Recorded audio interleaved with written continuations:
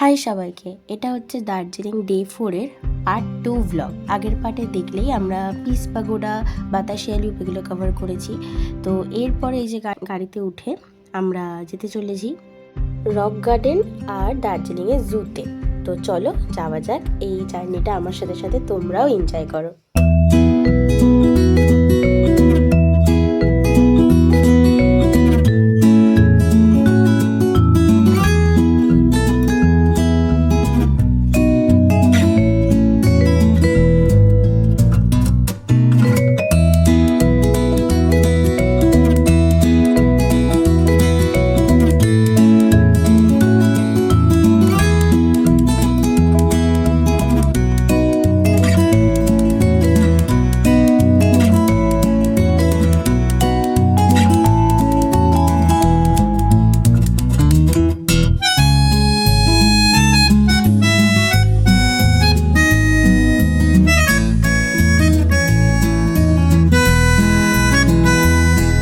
তারপরে দেখো আমরা পৌঁছে যাই, মানে পাহাড়ের যে কোনো জায়গায় প্রচণ্ড সুন্দর, সেটা নর্থ হোক ইস্ট হোক যেখানেই হোক না কেন।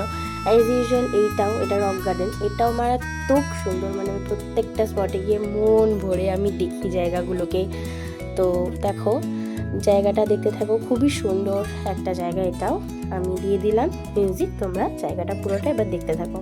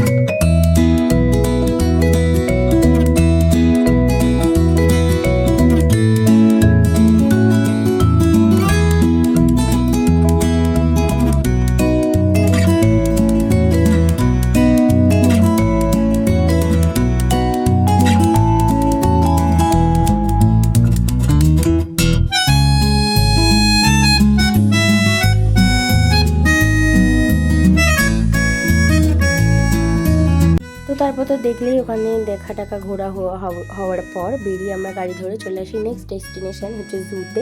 চলো এখানেও আর বেশি কথা বলবো না, জায়গাটা তোমরা দেখতে থাকো পুরোটা। খুবই সুন্দর একটা জায়গা এটাও।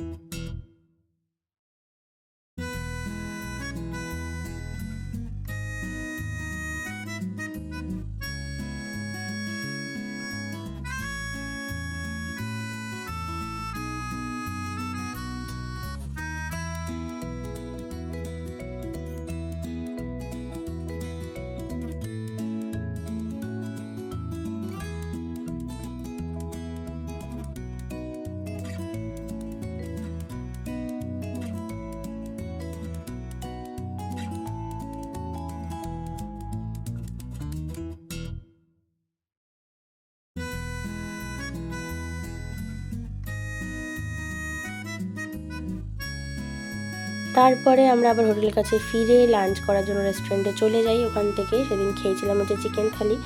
আর একটুও ব্লগ করতে ইচ্ছা করছিল না, কারণ এটাই লাস্ট দিন ছিল ওখানে।